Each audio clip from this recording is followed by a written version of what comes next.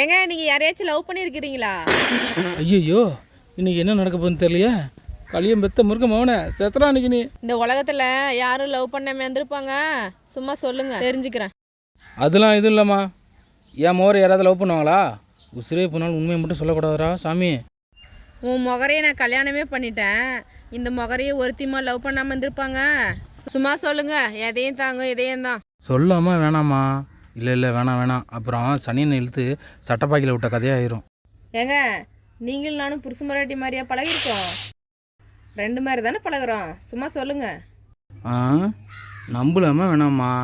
நம்பிக்கை இருந்தா சொல்லுங்க, இல்லைன்னா வேணா விட்டுருங்க. அதெல்லாம் ஒன்றும் இல்லைம்மா. அப்போ சொல்லு. ஸ்கூல் படிக்கும்போது நீ சொல்லித்தான் பாடுறா.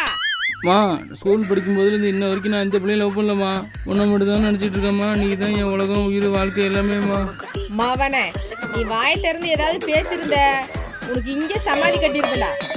ச்சே, தப்பிச்சிட்டா நீ பூரி கட்ட மோக்க. இன்னொரு வாட்டி மாட்டாமையா போயிடுவான்.